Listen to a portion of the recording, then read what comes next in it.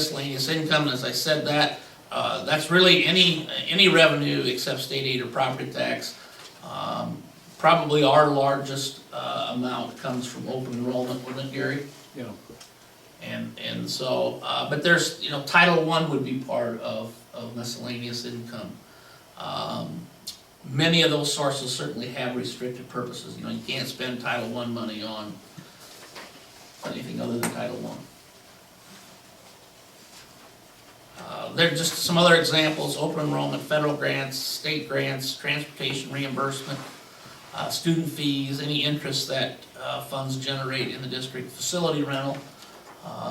You wouldn't think that would be that much, but it's getting more and more all the time. Then in the instructional support levy, a couple things to know about that. You can funding for any legal general fund purpose. It cannot exceed 10% of the regular program cost. So you'd think if you looked at your regular program cost that we said earlier was a little over 11 million. It doesn't take a genius to figure out that 10% of that is 1.1 million. Well, not so fast as Lee Corso would say on game day, because there's some other factors that come into that. And one of those factors, you can see there in the next bullet, the state does not fully fund their portion. And then fully is X'd out. A few years ago, the state would fund a portion of instructional support. In fact, if you go to page 17, and if you go down to line 10.14, that's how much we're not getting that we should be getting from the state. $172,369.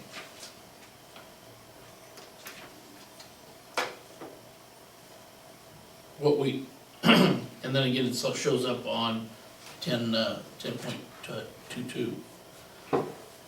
But for fiscal year 18, the 3% income surtax will generate $488,664. The property tax portion will generate $482,757. And that's, I would tell you, as close to the 50-50s you're going to get. Spending authority in preschool, as we said earlier, 96.5 FTE of preschool students times the cost per pupil of $66.64 gets you the $643,000 of spending authority for preschool. So those are really all of those components. That's what it looks like all added up, and as you can see, it's about $1.3 million more than what it was a year. And most of that is from the previous year's unspent balance. And again, that's an estimate. I mean, we don't know what our unspent balance is, and we won't know that probably until the end of August. But nonetheless, we still have to estimate that. Where does the money come from? Well, for the general fund, it comes from the uniform levy of $5.40. The additional levy, the instructional support levy, the property tax portion, plus cash reserve levy from the SBRC, plus cash reserve levy for just cash and cash flow purposes. That equals your total general fund levy. Number-wise, that's what that looks like. The formula is generating $7.2 million, SBRC of $105,000, $500,000 of other cash reserve, $9.2 million, $9.3 million from the state aid. 4-year-old preschool is $643,000, instructional support of $971,000. That does include the income surtax. We're estimating miscellaneous income at $1.9 million, and then the commercial and industrial state replacement estimate is $288,000. Gets us to a general fund authorized budget of $21 million. Just the general fund. The general fund tax rate would be $9.03, $9.04. You can see there how that breaks down as far as each category. The 6.9 million is the controlled budget. That's all controlled by the formula. The board really doesn't have any control over that. The dropout prevention, the board controls that. They control how much they want to levy there. We're recommending this, that's the maximum. One thing that I'll point out here is in the last 2 years, that number has been considerably less than that. In fact, I think last year might have been 14,000. Recently, you have to spend your carryover before you can go and levy. That was changed here probably, I'm gonna guess 3 years ago, 4 years ago maybe. Time flies when you're having fun. But it doesn't allow you to just say, well, just because the formula lets us generate 300,000, we get a levy 300,000. We had to spend down, and that's all controlled by the state. Instructional support, as we talked about, is 50 cents a thousand, and the 2 cash reserves. So the general fund is a tax asking of 8.3 million, or $9.03 a thousand. Control budget which includes the dropout prevention, is 87% of the budget. Cash reserve is about 7.3%, and then instructional support levy is 5.8%. And of course, there's board-directed levies, as we talked about, board controls, dropout prevention, cash reserve. And if there was a 5-year instructional support, the board would control that. Of course, we don't have that. We have the 10-year. Then there's other revenue streams not in the general fund. The 33-cent PEPL. See what we purchased there, and certainly the management levy, retirement benefits, insurance, property tort liability. Then the general fund, we also have a 10-year instructional support. Keep in mind that'll expire in 2025. And I better not have to be here when it expires. There's many more trips like this last weekend I made. Then other revenues not in that are voter driven would be a debt service for buildings, bricks and mortar. We were not levying any money in debt service, but we will keep it as a pass-through account because the debt that we do have is being paid from sales tax, but the way we have to do that is we have to transfer it out of sales tax into debt service and then pay it out of debt service. So really it's a double journal entry. Physical plant and equipment levy up to $1.34. This is the first year since 2006 that the districts had a physical plant and equipment levy. And then the Pearl or the playground levy, we don't have that one. That's a little bit of an interesting levy because once it's voted in, it's in. I think it's 13.5 cents districts can levy. And that was for, playground probably isn't the right word anymore, recreation. There are districts that levy that for, if they would build a track and say it's a community thing, they could do that. Districts have built playgrounds certainly with it. Districts have used portions of it to build swimming pools and in conjunction with the community and things of that nature. But once it's voted in, until it's voted out. It has to be voted out. That's one of the few levies that once it is approved by the voters, it stays in place until the voters ask for it to be on the ballot and it's voted out. The management fund, we're levying $300,000 or 33 cents a thousand there. The board approved PEPL is 33 cents a thousand, generates the 316,541. Again, the 67 cent generates 642,000. So 1.2 million in special revenue. So that's another $1.33 on the tax roll to generate that 1.2 million. The voter-approved PEPAL is 51% of that special revenue source. Management levies is 24%, 25% from the board-approved PEPAL. Total tax rate and 3% income surtax. You can see there it is calling for a $10.37 rounded off per thousand tax rate. Certainly an increase from this year, and we'll get to that in a minute. This is how it breaks down from the current year to the fiscal year 18.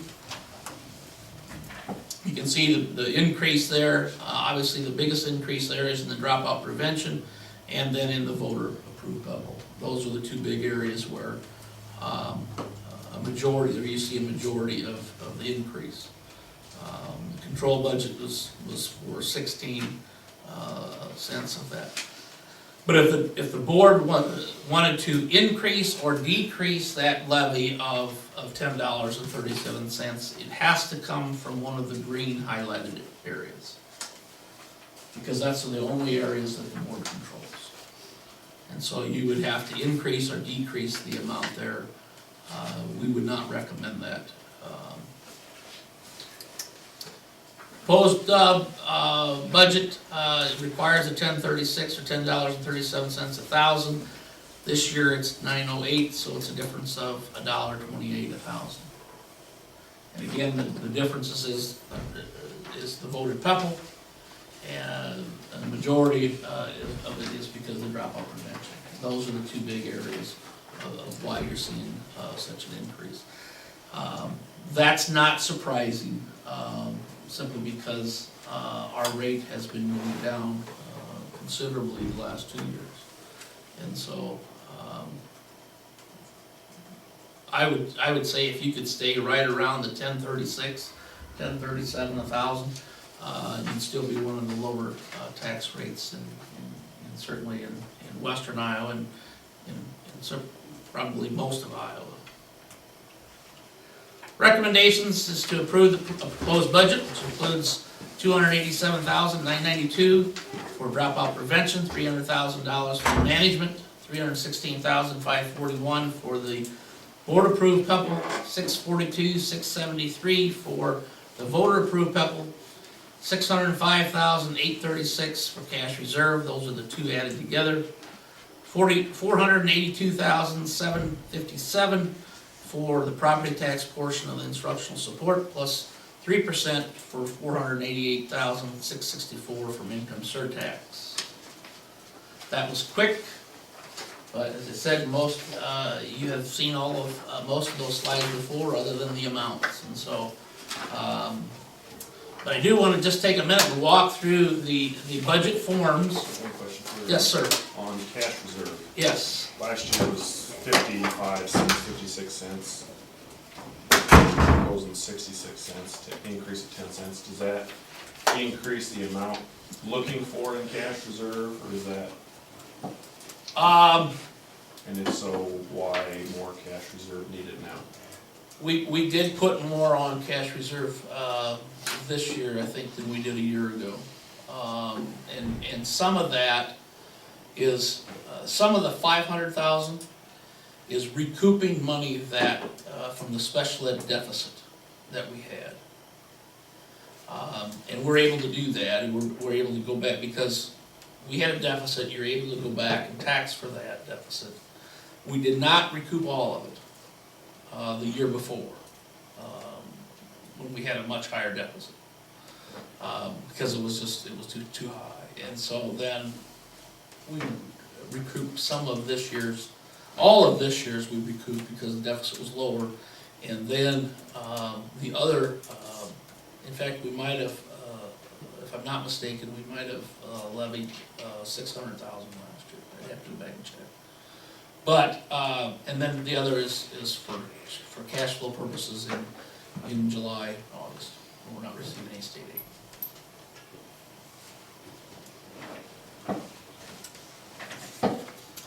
If you look at the budget forms, page 1 is actually what goes to the county auditor. That outlines all of the property tax asking there. The notice of public hearing, now you have a new one of those that you should with yellow highlights in front of you, because the date of the public hearing is wrong in your packet. And so you have one that says April 5th. This breaks down those areas of both resources, revenues, and expenditures. The notice of the public hearing, this is the page 3 is actually what gets published in the paper. Yes, it's that small. Page 4 is the adopted budget. Don't ask me why they have 3 of them the same thing. I don't make forms, I just gotta complete them. Page 5 is the actual from fiscal year 16 of what was received and what was spent in all of the funds that the district has. So we start there by reviewing fiscal year 16. Then, I shouldn't say we, Gary does. Then Gary re-estimates FY17, the current year. And so we're, 8-9 months into the current fiscal year. So he re-estimates what we anticipate receiving and anticipate spending. And then we estimate for FY18, which is page 9 and 10. Again, for all funds. Page 11 is for any general obligation or revenue bonds that the district has. We do not have any general obligation bonds. We have non-general obligation bonds that were sold. We borrowed $6.8 million. You can see there that our payment, including interest and bond registration for FY18 is right under $620,000. The schedule for that for the next 13 years or so is on page 12. So we know what we need to have each year. We need to save out of sales tax revenues in order to pay for that. The actual formula, the aid and levy sheets, are pages 13 through 20. That breaks down, you have insomnia some night, you can do all that by hand and crunch those numbers in the calculator, and hopefully everything will add up the way it is on here. Page 21 gives you a tax levy history of where that's been. And so you can see that. I don't have the years. Gary might remember. The middle school probably went on the tax rolls 97, 8, Gary? Or was it later than that? I think it was later than that, wasn't it? The high school would have been near the top there. 88. Big jump in 88.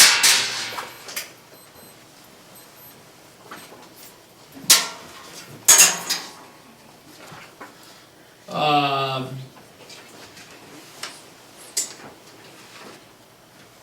22 is what we've levied in cash reserve. There's the difference, Brad. We levied 500,000. We're levying the 605, 836 this year. Couple history there. You can see there in 2006-7 we only had a partial, I believe. No, it was 33 cents. Excuse me.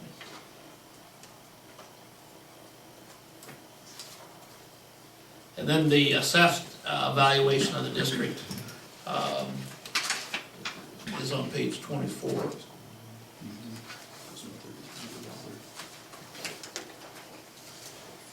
So that's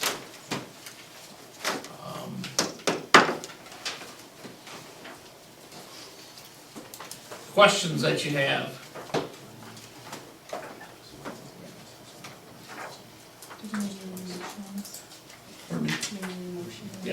need a motion to, have Gary, file and publish the, proposed budget.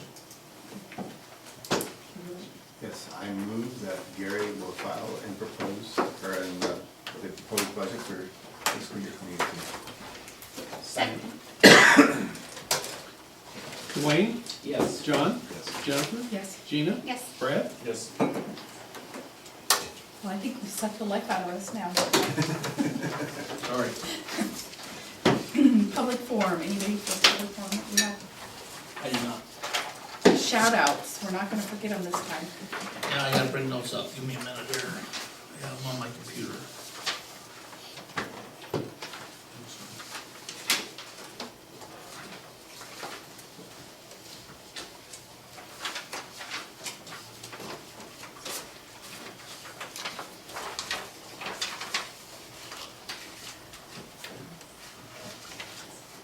These are actually from January because I forgot them. Corey Hyman gives a shout out to Kelly Borchers. She's worked with the 7th and 8th grade English language arts teachers to implement the clustering idea, which is a practice of identifying and placing gifted students in the same appropriate classroom with teachers knowledgeable in meeting their needs. She communicates with them on an ongoing basis, and so her willingness and determination to better meet the needs of our gifted students was very helpful in that. Peggy Hamilton wanted to give a shout out to Heather Lighting. Heather's primary job is recess duty and lunchroom duty at Fairview, but she has proven over and over again her ability to be flexible. She helps out by working with students one-on-one, helping in the office, assisting teachers, and the list goes on and on. She always has a positive attitude and a willing heart.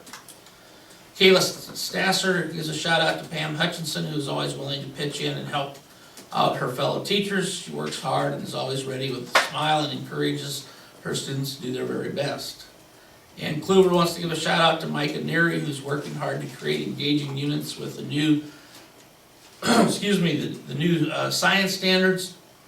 He's often creating project-based assessments to give in place of unit assessments so students can show what they know in a different way. He's reached out to make connections, including with the School of Design at Iowa State, and to help students see how what they are learning in 8th grade science is actually used in different career paths. Kim Shields wants to give a shout out to her fellow instructional coaches for their support. They continue to learn together in working as a team to support teachers in the best way possible. Thank you, Kelly, Ann, and Angie. Laura Hawkup would like to give a shout out to Teresa Pock and Ann McCartan. She's grateful for them teaching her so much about being in her new position and being so supportive in that. They're really awesome to work with, and I'm so grateful for everything they've done. Alan Lowe wanted to give a shout out to all those involved in making decisions for having no school on the 10th and 16th of January and the late start on the 17th. Due to weather conditions, I'm sure some time and serious thought goes into making those decisions. I appreciate making decisions based on the safety for all. In February, Kelly Ladenhoff would like to give a shout out to Bernie Hansman. Bernie has done an amazing job filling in John's hard-to-fill shoes during John's absence. John broke his arm, and so was unable to deliver the mail to the districts, and so, or to the buildings, I should say. And so Bernie was the substitute who did that. Bernie was sick today, the first time in 21 years, by the way. Jennifer Brinks, a teacher associate, and the students would like to give a shout out to Robin Schroeder for applying and receiving the Agriculture in the Classroom Supplement Grant funded by the Iowa Agriculture Literacy Foundation for her classroom project. Looking at those seeds grow. Now, our special education students will be getting hands-on gardening experience. Great job, and thanks, Robin. Jen Arkland would like to give a shout out to Kevin Kirsch, custodian at Fairview. He's been working shifts during the day and night while Ron Byer has been out. Kevin has everything ready for us each day and is always in a good mood. Kevin, we appreciate everything you do for us at Fairview Elementary. Marches are due at the end of the month. So. Thanks, Rob. I know I gave the committees for the stadium design and then the campaign the tokens, and they were very appreciative of that as well. Hey Jen, while we're on shout outs, I'd like to just acknowledge the third grade acknowledgement from the learners, the reading program. We got a little footnote there, the progress that the students are making, and I guess Sue to you and your building, and great job, keep up the good work. It was nice to see that, Yeah, it was nice. that acknowledgement from the state, so good job, and just, I think that's a great shout out. You'll hear more about it kind of tonight. They could do it in a little more subtle way than call me in my office and say, this is Stacy Hawk from the Department of Education. She just called to give me a heads up that was coming in a press release. She says, in case you get calls, I want you to know this is coming out and this is why. Usually they don't call for that reason. Just keep it down to. Exactly. Do we have any donations, Rob? I don't believe we do this month. No, we left it in there just in case something would come. Personnel report. Mr. Raymond. I am recommending Matthew Hope for the middle school science position at CMS. Keith Strive is recommending Matthew for an 8th grade boys basketball coaching position. Matthew is a graduate of the University of Missouri with a Bachelor of Science in Education and a Master in Education in School and Counseling Psychology.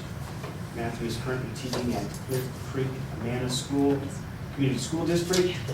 Matthew has 2 years of experience, and if approved, would be on step 0 of the MA lane and would receive $39,903 plus $1,689 for coaching middle school basketball for a total of $41,592. Approval is recommended. Can we get a motion for? I'll move to accept the recommendation of Matthew Pope for middle school science position and state grade basketball. Second. John, Yes. Jennifer, Yes. Gina, Yes. Brad, Yes. Dwayne. Yes. Next is what's happening in the classroom. We have Everybody's Ryan coming. coming, yeah, Ryan's, here he is, there you are. Right on cue. Okay, I've asked these 3 teachers to come and share just a little bit. Rob shared the Iowa schools are making a difference in early literacy and recognition of the Carroll Community School District K-3 program and the growth they're making. One thing about this early warning system, it's everything you've heard before. Collect that benchmark data, determines which students are proficient or not proficient, provide that additional reading instruction such as interventions, and then progress monitor those students who did not meet benchmark. The 3 teachers that are here are going to share a little bit about how they use the graphs that you've received a packet, I believe, of those, and just share with you how they make those instructional decisions. It's not as easy as, this is the intervention they're going to. So we'll start with Peggy. Okay. It's funny, my heart beats when I talk to adults. It doesn't beat when I talk to kids. Not Doesn't that beat you're, it all? not that you're threatening. No, it doesn't beat it all. Actually, if you would take a look at the very first graph, that student has made significant progress. You'll see that. He's the very first one. If you see a P5, that stands for Press 5. Press is a program that we're using. It uses consonant, vowel, consonant words, digraphs. It teaches different levels of phonics. And we identify, it's kind of like a doctor trying to figure out what they could do to diagnose a medical problem. We try to diagnose a learning problem. The state tells us which students we do have to progress monitor, and this child is one of those that did have to be progress monitored. The RN stands for Read Naturally, and if you've had children go through the system, you might have heard of Read Naturally before. We've used it for years. It's another research-based program. One more thing about this student is that he is part of the Reading Corps program, and he gets 20 minutes of individual instruction every single day. And I do think that's helped make a significant difference for him. The second child, and when we get finished, if you guys have questions, we'd certainly be open to answering those. The second graph is a child that I do not have to progress monitor, but you can take a look at his graph and understand why I probably would want to do that. He's just really riding the line. And I'm not one who wants to get caught at the end of the year thinking, why didn't I progress monitor him? I just want to make sure that we're doing everything we can to keep him going. He was in a fluency group, and Read Naturally is, again, the group that he is in. Then the third graph, that one looks a lot more complicated. This child has been in 4 different strategies or 4 different interventions, and now he's actually in another one. He's doing, his last one is Read Naturally, that's a fluency one. He went from, at the beginning of the year, 17 words a minute, which that is crisis. It really is at that point. And you can see that at one point he had an 89, which, I mean, that's something we certainly celebrate. He's getting there. It's taken a lot of hard work, a lot of support from home, but he's making progress. So if, like I said, if you guys have questions when we're done, you can certainly ask. Lynn's gonna have the 3rd grade graphs. Okay, so the first graph for 3rd grade, you can take a look at that student, and if you look at the date of the first score for that student, when she came in to us at the beginning of the school year, she had met proficiency in the spring. And so we didn't start the year off progress monitoring right out of the chute. Some of the students were identified in the spring of last year were progress monitored right away as soon as school started. This student, after our first fast testing then, was identified. She didn't quite make the goal of proficiency. And so we started her on a strategy at that time. And she started with PALS. It's a strategy, partnering strategy that the kids use with each other. And they listen to one another read and correct each other. And then she was also working, you can use that strategy with a lot of different repeated reading strategies. And she was using the 6-minute solution. This student then, as you can see, a little bit farther down the year, in March, she has now gone to the 18-minute solution. She's a student that is online to meet her goal by the end of the year. If you look at the numbers at the very top underneath the title, it says that the prediction is that she will score around 131 words if she is averaging 0.81 words more each week. And right now, underneath the graph, it shows you, or along the side too, you can see it, she's averaging a little bit over a word and a half each week. About the end of the 2nd quarter, it was the beginning of the 3rd quarter, we looked at this student and we said, what else can we do? Let's look at her whole day and see what she's all got going. What other help can we give her to make sure that she's proficient by the end of the year? And so we, Tammy, our reading corps instructor, had a few minutes here and there, and we took this student and we put her in. She's not doing the entire 20-minute duet or newscaster reading strategy with Tammy, but she is working with her for about 10 minutes a day, and it's made a huge difference. She's on target to meet her goal. The 18-minute solution, what happens is after we test, so after the 2nd quarter testing, we look at all the kids' scores again.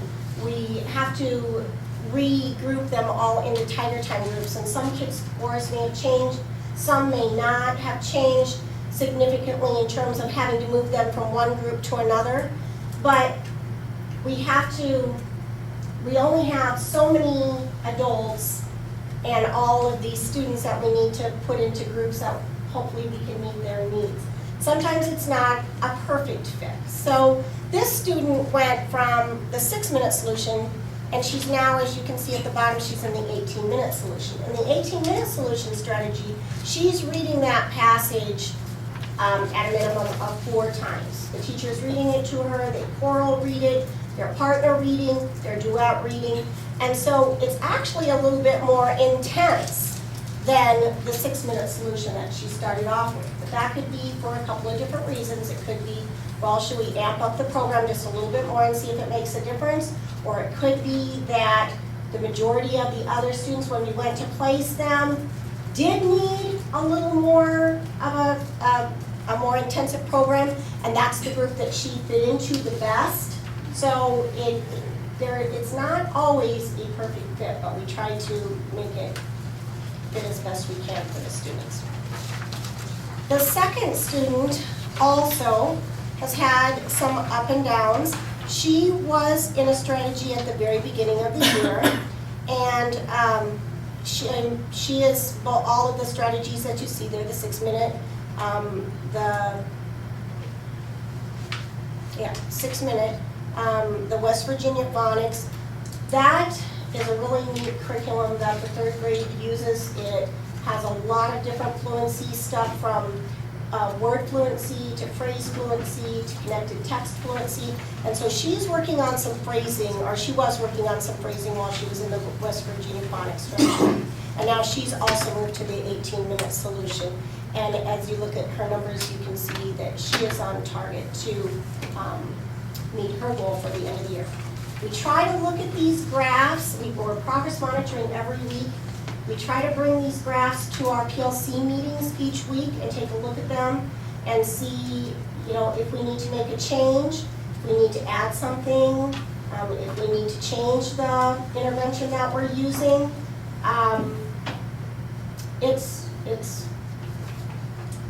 We haven't been as good lately, Sue, to tell you. We've just had a lot of things going on in our PLC meetings lately and haven't looked at some of the graphs as closely as we probably should be. But Sue keeps us on track, and she's always telling us, tighten it up, and that's what we try to do when we're meeting as a PLC to see what else we can add to their package to make sure they're meeting proficiency by the end of the year. These are 2 good ones. Not all of them turn out that successfully, unfortunately. But they meet the challenge. You challenge them. The teachers always work toward the challenge. Yeah. So. And Ryan. Okay, I have the last one here. Apologize for my voice.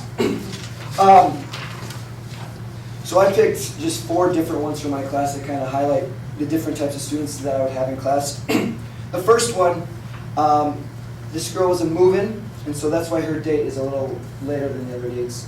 And so she came in, and she was, our goal at the end of the year is 150, and so that's what we're always trying to shoot for with these kids, is that 150 words per minute mark.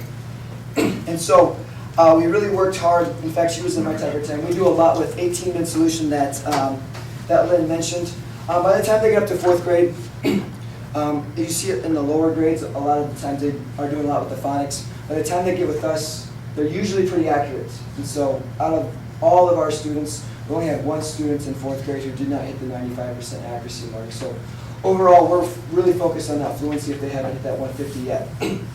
So what we do is we divide our bottom 6 groups into fluency. And so we are all doing 18-minute solution just because, like Lynn said, it's very rigorous. The kids are constantly reading with the teacher, with their partners. And so for 30 minutes, basically with us, they're just constantly going nonstop. And so as you can see with this student here, she's made some great growth at the beginning throughout the school year. And she's on pace currently to hit that 150 mark at the end of the school year. And so she's actually started, when she first came, I'm the 2nd lowest fluency group, and she's slowly just working her way up. As soon as we look at the progress monitoring graph, she's increasing, we bump her up to a faster fluency group. And so since coming here in October, she's moved up 3 fluency groups already. So she's doing a really good job. So that's the first one. The second one here, this is an example. If you look at the date, you see February 1st. And I just mentioned that in 4th grade they have to hit 150. And this student has never been below the benchmark. However, the last time we tested him in late January, he scored a 151, which is really close. And so as a 4th grade team, we sat down and decided anybody that's a 155 or lower, we're going to progress monitor even if we have to or not. Just as a way as checking up on them, because we don't want those kids to fall backwards. And so this student here scored a 151. I've had him read a couple of times, and as you can see, he's way above. And so it's one of those things where with this student, it's just kind of like, hey, I know you can read faster than this, let's go. And as you can see, he's done a really good job. A couple more times like this, and then I'm just going to say, good job, we don't have to do this anymore. But it's just a good kind of way of saying, hey, let's pick it up a little bit as well. Number 3 here.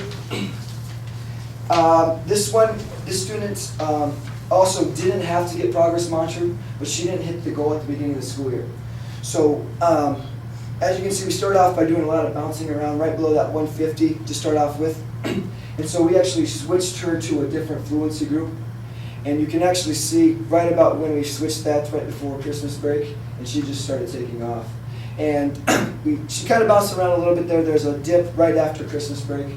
But on her, so right after that January 23rd, when the last progress monitoring date is when we did our benchmarking, and she was in the 170s, and so we discontinued that as well. So we get to the point with some kids that they prove to us that they're doing this, and so we don't have to continue to progress monitor them. And the last one here, this one is one that he likes to yo-yo a little bit. He likes to go up and down, as you can see. So again, this student doesn't have to be progress monitored, but because they haven't hit that 150 throughout the school year constantly, he sits down with me once a week and we read, and then we progress monitor. So the student's in a fluency group. Again, he's in one of the higher ones, but as you can see, it's just 1 second he's got it, 1 second he doesn't. So this is a student that I need to bring to our PLC and just talk about, hey, is the right fit right there? We need to move him to a different fluency group. And so those are the conversations, like Lynn said, that we have in our PLCs. One thing the 4th grade has done this past couple of years is we've noticed we need that little extra boost with fluency, as well as we've noticed those students who progress typically do better than the students who don't. And so what we do is a whole group, no matter if you're reading 100 words per minute or 225 words per minute, we do something called 60-minute solution, and Lynn briefly mentioned that with the 3rd grade. We do it whole group rather than intervention. So everyone in 4th grade gets 60-minute solution at least 4 times a week, in which we do, they read a minute with a partner, and we start graphing them so they can see the progress throughout the year. And so that has really helped us as well. And so we have, like Lynn said, we're constantly focused on looking at these and trying to do what's best for the students. So. Just to kind of say, teaching has become like an art and science. We used to kind of, use the term shoot from the hip and then hope for the best results. Now you see teachers becoming scientists, looking at the data, determining what's the best way to go, making sure those interventions are being implemented with integrity and fidelity is so important. When I look at the data, from comparing the last year's data, which was included in here, we're about 2.48% from last school year with this whole big body of kindergarten through 3rd, and that's about 20 students down. But, like I say, I just keep challenging the teachers, and they challenge themselves, because a lot of this comes from within. They want to do a good job. And once they come up with the data, they come up with the best intervention, and it becomes an art to pick the best intervention. And Marzano is one of those gurus of education, and he talks about teaching's become an art and a science. Not, you just don't hope for the best. Like Ryan and each one of these teachers have said, you want to make sure that the outcome is what you want. If the students are capable, make sure that they, we can hit that target, and when you feel confident, then you feel good. And that's what we try to build. Carol, just an add-on to this, all of these teachers are on our MTS, or all 3 of the teachers are on our MTSS leadership team, and the Department of Ed is coming back to do another visit.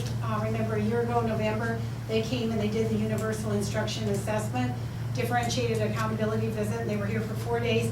Next Monday and Tuesday, we've been asked to have the differentiated accountability intervention group come out. So they're going to look at it won't be looking in telling us which interventions, They're gonna be helping us to see which interventions are the most effective and if one isn't working. So we feel honored to have them come back. Centerville was another pilot school last school year. We get the visit first this time, and last time they got the visit first. So I'm really pleased that the state's noticing us out here and willing to want to come to visit Carroll and see what we're doing right, but also help push us a little bit further. And that's what I'm very, very proud of these teachers as well as all the colleagues that are working in both buildings. So. Do you have questions? How many students do you progress monitor in your classroom typically? It varies depending on the year. I have 8 this year. Which, that'd be about a third of my class. I have 11. I have 9, but I only have to, technically only have to progress 2 of them, so there are others that I. That you're. Yeah, but again, like they said, it varies in the classroom. I know some of my colleagues are up to like 12, 13, so there's some that are quite a bit. And, you know, it takes a little bit to sit down with them, and so some teachers really have to get that in their schedule, okay, this day I'm gonna progress monitor these 4 students, just because sometimes it takes a while. I mean, it's only a minute reading, but over time, getting them to come back, it starts adding up a little bit too, so. But it's worthwhile, so. And we've become a lot more consistent in that too since the last Department of Ed visit, because we looked at the data to see what percentage of students we weren't getting progress monitored, and so we've made that a priority each week, that is a must-do, it has to get done. We have certain rules, like you test, but you don't wait till Friday to progress monitor, because chances are that student may be gone, and then you lose the week, you can't make it up. So we have certain rules we follow, and it seems to be effective. I think at Christmas I went back to check to see if we were missing any students that should have been progress monitored, and out of the whole kindergarten through 6th grade, we were only missing 3 students, and one of them was a student who moved in. And if they came from an Iowa school, we have the data, that data transfers in, and it was one that was just an oversight by that teacher. So when you think about it, that's a lot of kids, and when you only have 3 that were progress monitored, that's really pretty good. So they're doing a good job. Other questions? Thank you for coming. Thank you. Thank you.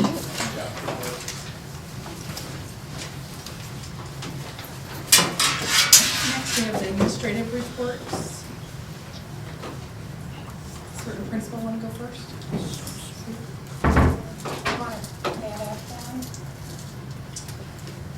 Okay, and you're going to see some ties into the reading that we talked about here with this group here.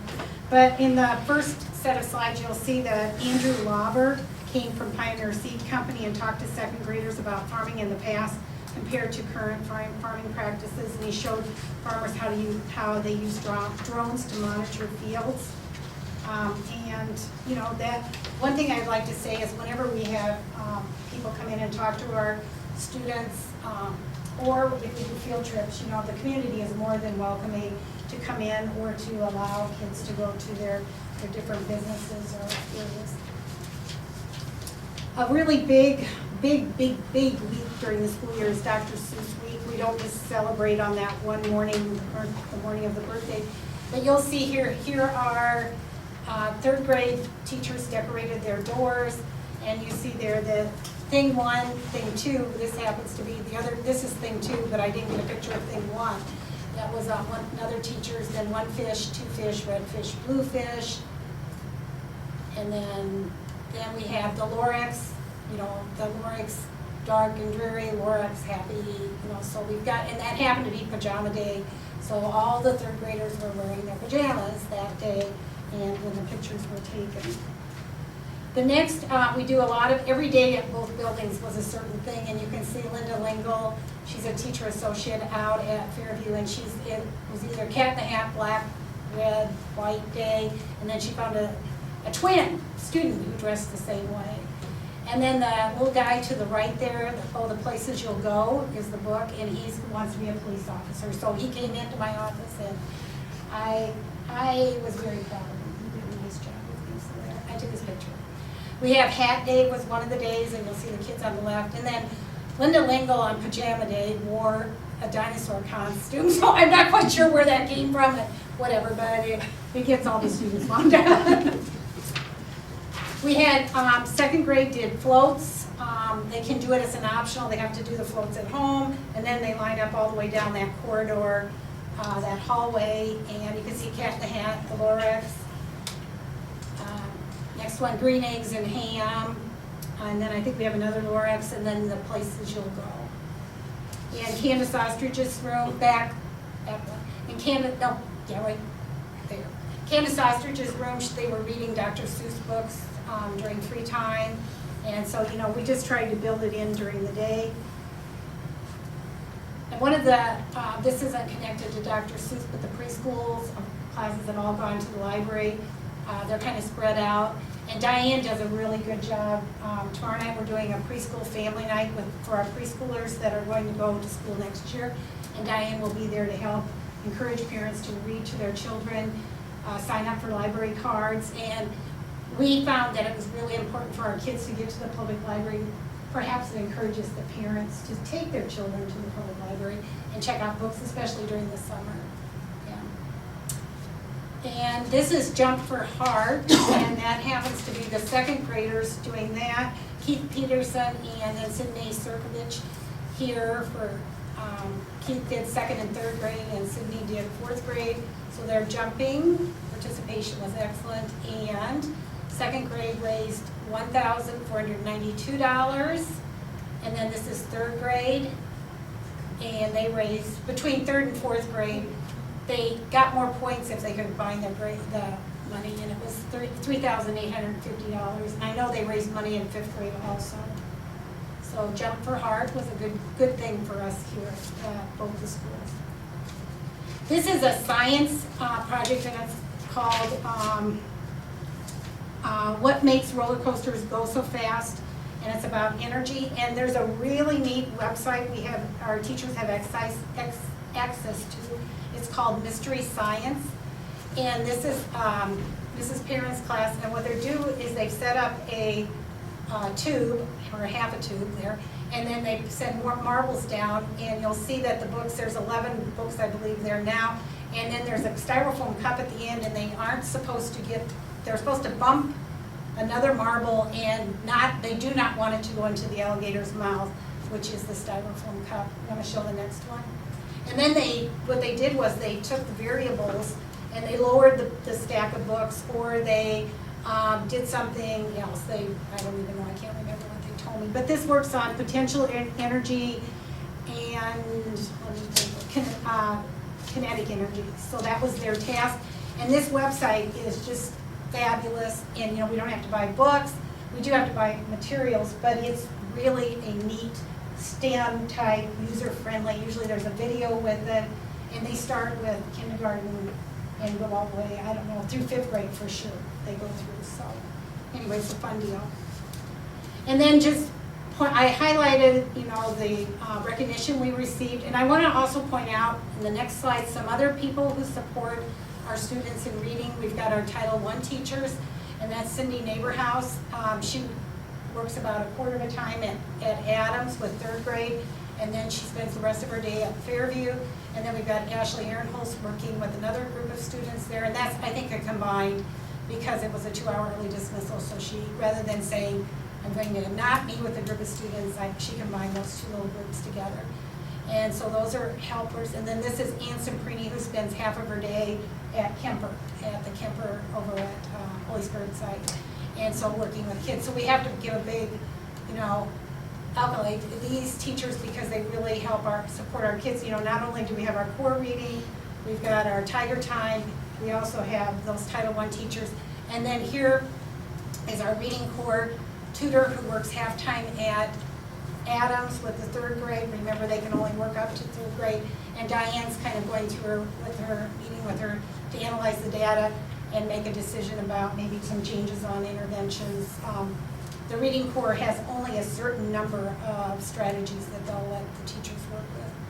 And then lastly, there you've got Tammy, and then Matt Reichs, who works full-time at Fairview. So Tammy works half-time here, half-time at Fairview, and Matt works full-time at Fairview doing the reading corps. They are not employed by the district, but we also, and you'll see where I'm asking for some funding tonight or support for funding.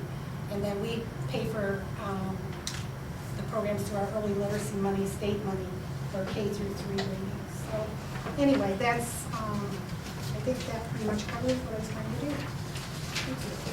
So are they the same as last year, the reading corps teachers? No, we only had one last year, and then she had a baby in May and then decided to leave us. So she, I mean, that was, you know, and it is hard to find the right people for it. Matt is going to college, so he gets some tuition money. You know, you've got to just kind of find, we interviewed a lot this year. We find, it's not that they aren't a good match, it's just that they're, the benefits don't always match the person that they need. And what's the science website again that you said? The mystery science. Mystery science. And we can get it free through the AEA, so that's a really good deal. Is there anything that the board can do to help support that, to get? Well, I just want them to get, I want them to see these fun things that are going on so they get more, realize that it's not as difficult. It's not like you have to write a whole unit. The unit's already there. And I think there were 3 or 4 activities that went with this roller coaster. And actually, they're doing one today and tomorrow. They were doing a little, the next step one to go with this. And I think she was going to, Kim DeVort was going to ask Kelly to take a picture of it because I couldn't get over here. But I just wanted to share, maybe even, the thing we need to do is share out those things, that it's easy, as far as, it doesn't mean you have to go to the library, check out 10 books, or look up research, or whatever, it's all there, and it's good stuff that kids want to, their hands on, that's what they need. Because when I taught 5th grade years and years ago, you know, that's one of the experiments that we did using the FOSS kits. Yeah. So if there's anything that we can do, I know that that was one of my concerns when my kids were younger, is when you see a book and it's from when I was in high school published, you know, things are a little outdated by then. A lot outdated. So if we can do anything to help, you know, Yeah. purchase supplies. Rob didn't look at me very much. The supplies are probably what's gonna be, you know, some of this is consumable, that doesn't happen to be some, once you buy it, you can use it, you know, over and over again. Right. But some will be consumable, and that's a little more costly for us, yeah. Any other questions?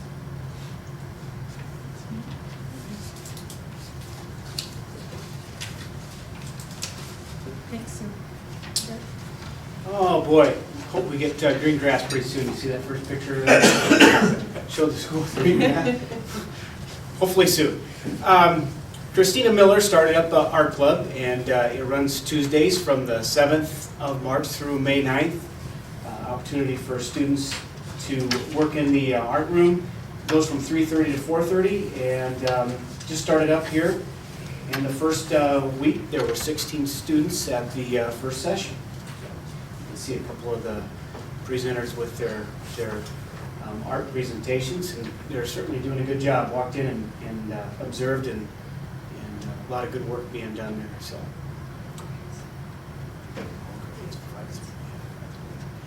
We have just one slide for Dr. Seuss. And as you know, 5th grade, 6th grade, there's a little interest there. As you get a little further up, 7th and 8th. But anyway, they made cookies that looked like green eggs. So, and that was before school. It's part of the book club that gets together in the morning. So, and here is our February Students of the Month. We've got the whole crew there on this month, and these are the students that are consistent with the guidelines for success. The next slide is our 8th grade students participated in the Career Pathway Panel.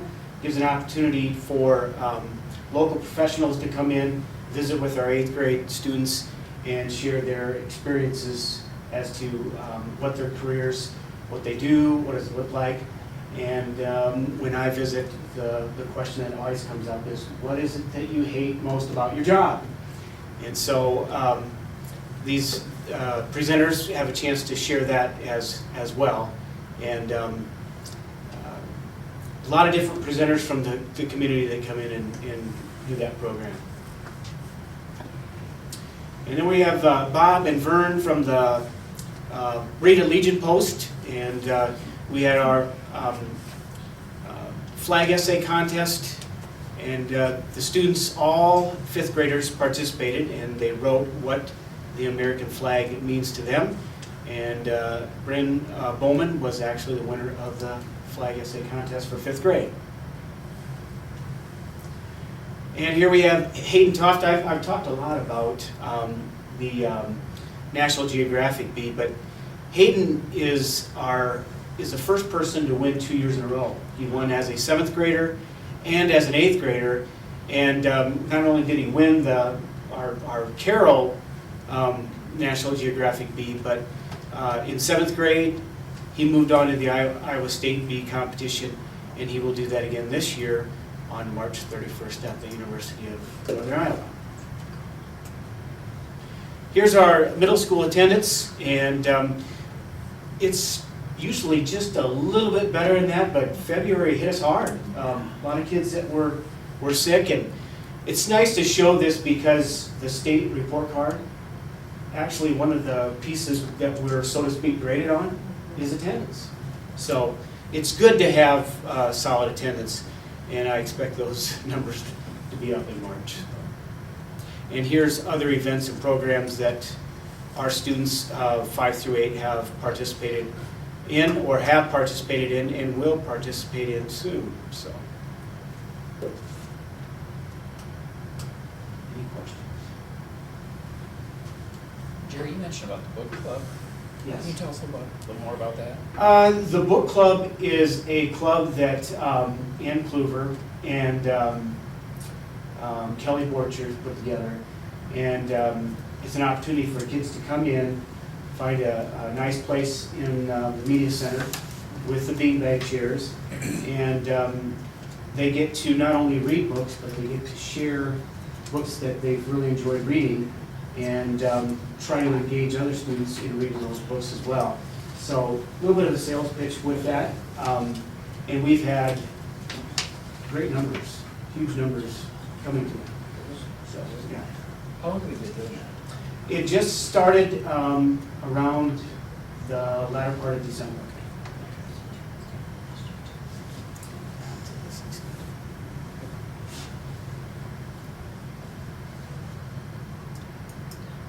I'm done. Thanks, Jerry. All right, same story at the high school as far as attendance is concerned. February does hit us tough. One thing we do have helping us out a little bit is that incentive that we have for students who have a certain degree of attendance and GPA with off-campus privileges. So that, or honor study hall, that helps us. In spite of that, you can see our cumulative attendance that to this point is near 96%. So we're pretty excited about that. I'm going to skip through some of these things because at the end I do have some pictures that will reflect some of the information that I have on here. I do need to share with you, as you can see, our student senate is very active and does a nice job of also raising money. Dodgeball tournament, that was on the 3rd, raised $450 for Relay for Life. The Student Senate always does a nice job of preparing a meal for the teachers during parent-teacher conference time. We always have such kind of a wacky time that we break for supper that it's nice to have that. It's hard to go to supper from 3 to 3:30, so it's awfully nice of those kids to do that, and those meals are really good. The family table always lets our Student Senate host a pancake breakfast, and that raises quite a bit of money. That is on March 26th for anybody that's interested in that. Blood drive is coming up a week from Wednesday.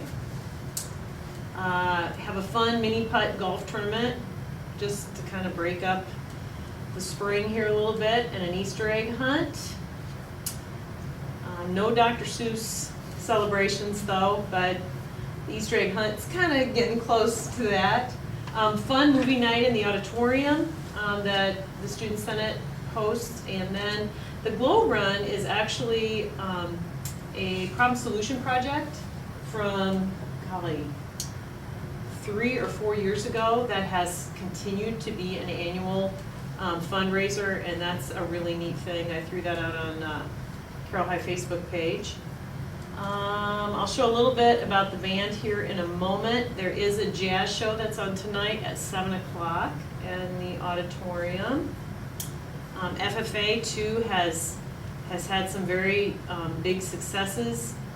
They had a great FFA week, and we also welcomed 2 Iowa FFA state officers for a chapter visit on Tuesday of the week. Did you just add a row in there, Rob? Probably, Okay. not sure. Okay, that's all right. Talk about mock trial here in a moment. NASA trip, actually the students leave on Thursday of this week, Thursday, Friday, and they will return on Monday.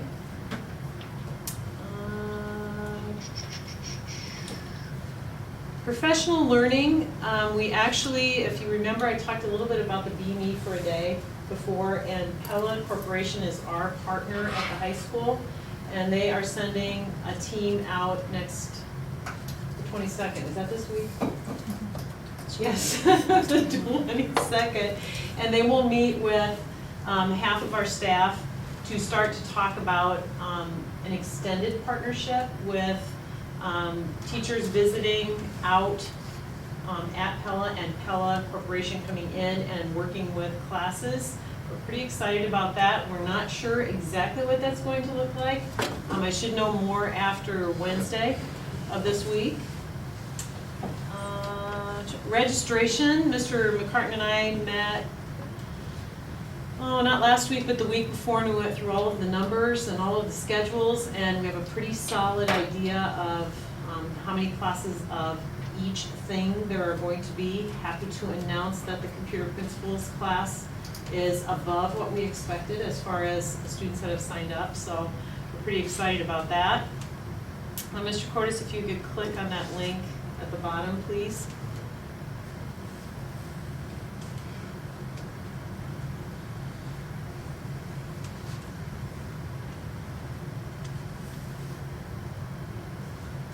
And, yeah, okay, thank you. All right, and some of these pictures were just worth sharing. We have a very strong mock trial program, and we have had for as long as I can remember. They changed up the rules a little bit this year as far as how many teams they were going to take to state competition. So until last, I think Thursday, even though the team on the left, it goes team black, team orange, team white. Team black was 2-0 at district competition, and they didn't find out until Thursday whether they were advancing on the state or not, but they are. So we're very proud of them. Those kids work really, really hard, as do all of the volunteers that help them out. Next slide, please. There's a picture of the FFA chapter. They really had a very successful, fun week. If you take a look at their newsletter, which I believe Mr. Ascheid sends out in the news, and I also link to Facebook, you'll see all of the other things that they have done. We inducted 31 students into National Honor Society last Tuesday. I don't know if I've ever seen such a proud bunch of kids. They really represent and exemplify the pillars of National Honor Society, so we were very proud of them. Friday's restaurant, I've talked a little bit about that. That's the restaurant class, foods 3 and 4. These are a couple examples of menus that Kelly Schultz has gone into the class and helped the kids create. It always smells so good in the school. Well, even when they aren't cooking, but when they're cooking, you head down that way. It's like, oh my gosh, what's for lunch today? And today they were practicing some things. On the left side is the Friday's staff. You can see they are all dressed in culinary garb, and then they have the little menu sign as you enter the restaurant. This is the group -2 that couldn't quite get there in time for the picture on the right, that ended up going to state individual speech. And then the 2 on the left are the ones that will compete at All-State. And both of those young men have conflicts but are going to make it work. The gentleman on the left is also on the mock trial team that's going to state.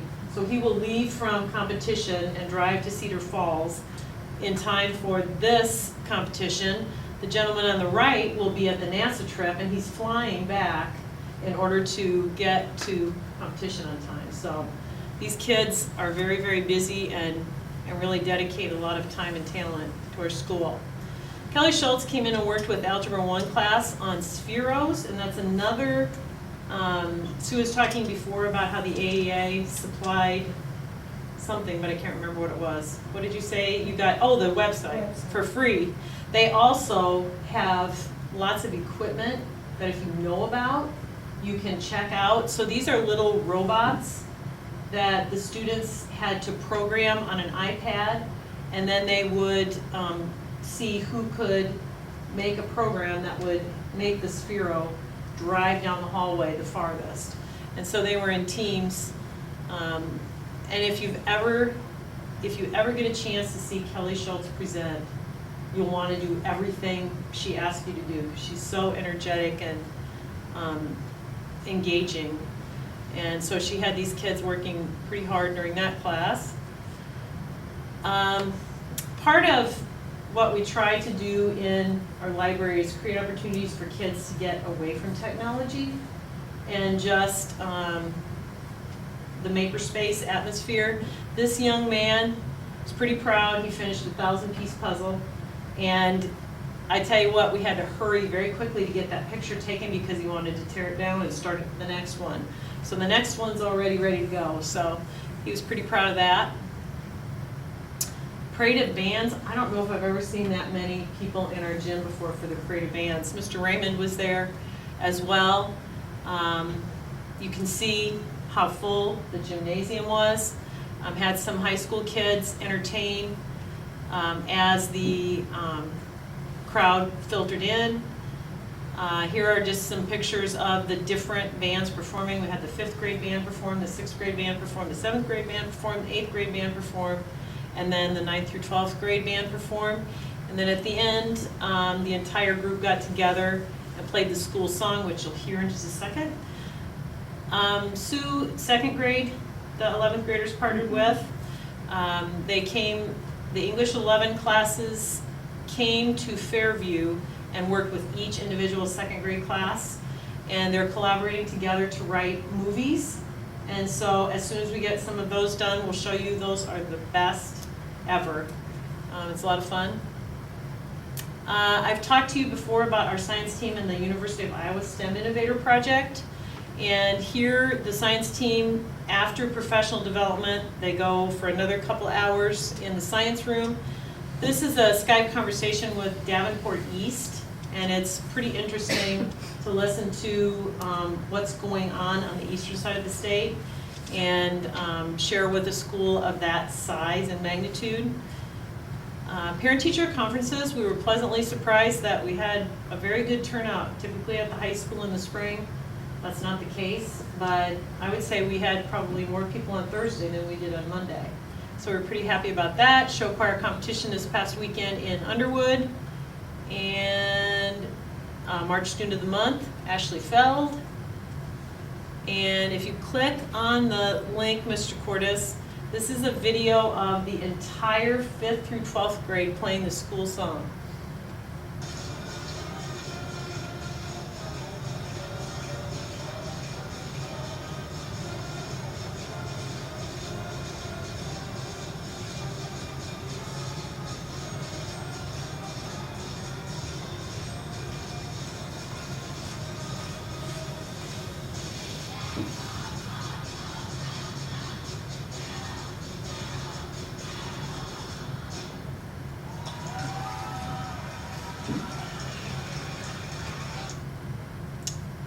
I think that was my last slide, wasn't it, Mr. Cordes? Yeah. I forgot to mention, Jerry, when you were done, during our parent-teacher conferences, when we had Abby's for 5th grade, the program wasn't out, but when we went to Drew's, they had just released the new NWEA site. Oh, okay. Oh my gosh, I could get lost and just play with that forever. There's a lot of Yeah, stuff like going it on showed there. how it would trend and what the projected ACT score would be with that Yeah. trend. Yeah, And then the areas where they were lower and what that consisted of, and the areas where they were higher. I was really impressed with that. I'm curious how that comes up with that idea that it can project what an Yeah. ACT score is, but, so. It was really interesting to play. Thanks. Do you want to wait until United Way is to dismiss? Okay. Have a good evening. Really special job. Thank you. Thanks, guys. And then we have the United Way reading for agreement. Yeah, do you want to show the PowerPoint first? Kind of- Just to refresh, I think I shared something similar like last year. And what it basically says is, the Iowa Reading Corps is accelerating kindergarten to third grade reading. And it started in Iowa in 2012. United Way works very well with Reading Corps and supports it, and just keep on work. But one of the things that you'll see is very similar to what our teachers were talking about here, that data-based decision-making, evidence-based interventions, and progress monitoring, implementation with fidelity. It's the same thing that what we teach our teachers. Now to be a Reading Corps tutor, you don't have to have a college degree. I believe you can start when you're 18. So it's not, you're trained very, very tightly so that you can work on the strategies. So the idea is use of a tested, proven model, intervene early to accelerate progress, and you'll see that even in the state, we focused on kindergarten through third grade as a target. And this just shows the data, how it's changed. Let me see if I can pull it up on my own chart here. Anyway, you'll see how over, I had to wait, I just got this last night. The 2015-16 outcomes for the state of Iowa, and it shows the number of students in each of the grades, the numbers that were exited, the numbers exited and have a spring benchmark, and that's hitting that spring target that our teachers were talking about, a spring target. And then the numbers exited and meeting spring benchmark. But that last column's the one that pretty much when you see the percent, that in kindergarten, it was 69%, first grade 40%. And so you can even see that in third grade, it's 61% of the students are successful with the program. And considering, it's hard to bump students to proficiency, it takes a lot of work. It's a very successful program. And when they've done surveys, they found out that the building administrators think the program is very good. Internal coaches, Diane does the role of our internal coach in our district, and then the Reading Corps tutors, it's very, from the affective point, it's very successful, very good positives.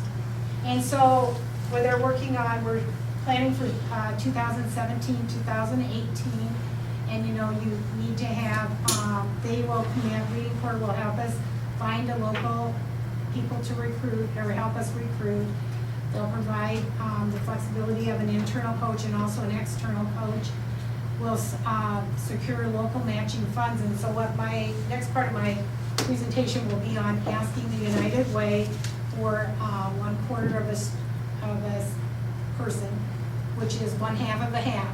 Rather than, we could do this where you get a full-time person and then 2 halves, but it's much cheaper, more economical, I should say, to have 2 full-time people and then split one of them between Fairview and Adams, that half and half.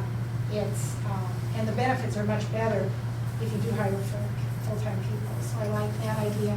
And you'll see that there's a match amount. So what we see is, for the match for our half-time person would be, come from that early literacy funds that we received from the state, and then we were asking the United Way to support us, provide money.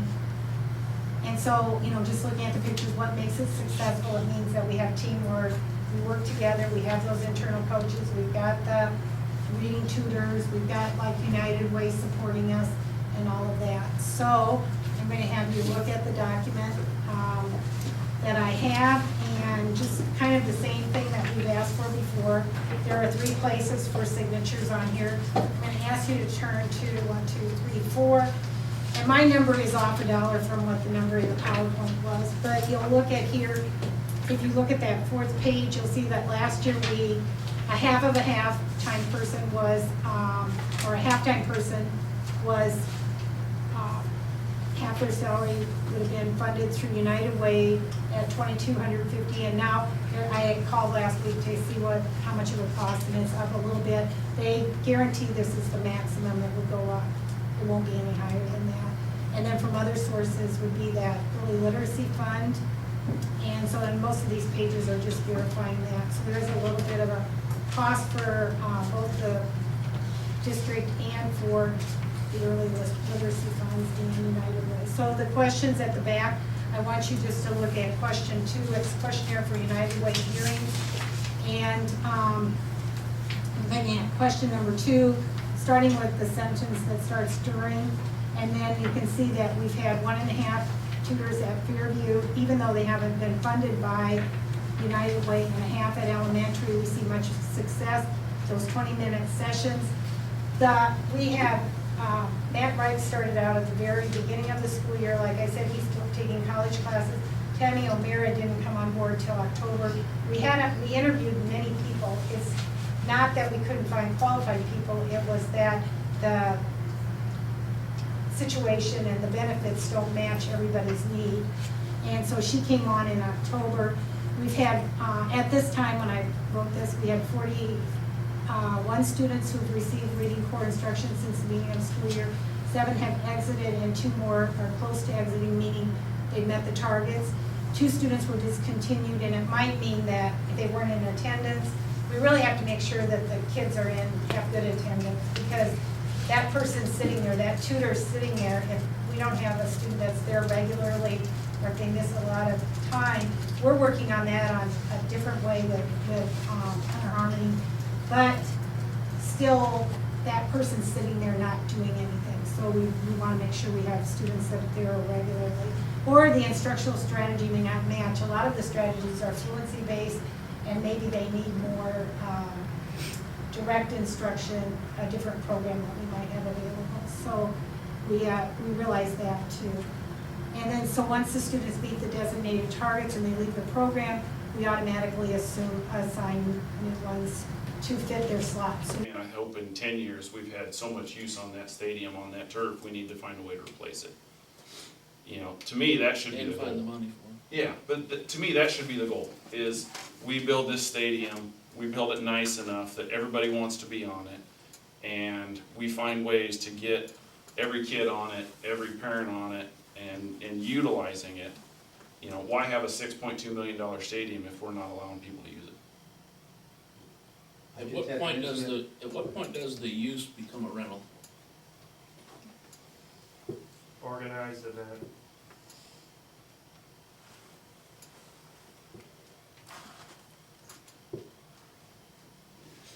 We have several examples from, was that ADM? ADM. Who did that? I mean, they have a shell outline if you want to use what they did. It's very complex, but certainly covers what I'm getting it you're tomorrow. alluding to. What's that? I'm getting it tomorrow. Oh, really? I'm sure Tom could I email can it do it right now tonight. to you. No, he did. Yeah, he's got you. Yeah. He's the one that contacted. It's very complex, but certainly doable. And does Harlan have something too that you've looked at, policy-wise with their board? Not similar to this document, no. Okay. Maybe go right through Mitch and. They just replied back how they use, the band can use it, everyone can use it. You know, I asked that, as far as that policy, they did a fundraisers on theirs, and they had a brochures and. Who did a fundraiser? Harlan. Oh, They did theirs a little separate, you know, did theirs. yeah, their foundation raises money. You do School already, foundation raising money. you do already have a way of renting gyms, we have to do it when the city wants to use your gyms. That's a good program. I think that's a good start to incorporate this, you know, and have. Excuse me on that? What's that? Excuse me on that? You rent them? Well, we go out in reserve, we'll There's a difference between reserving and renting. yeah, we reserve, yeah. Just wanted to clear that up. Yes, yeah, no charges, so far. We want to make sure you yes. So that's a great program, but then, those events, we'd love to see Sunday football down there. In our flag, people have asked, can Parks and Rec do their flag program down there? Partially, yeah, some of it we could, yeah. It'd be wonderful, just something different for the kids and the families to see and be a part. I don't know that anybody on the board here is really opposed to having, I think we're all pretty favorable for it, but we just gotta define what the open access is gonna look like.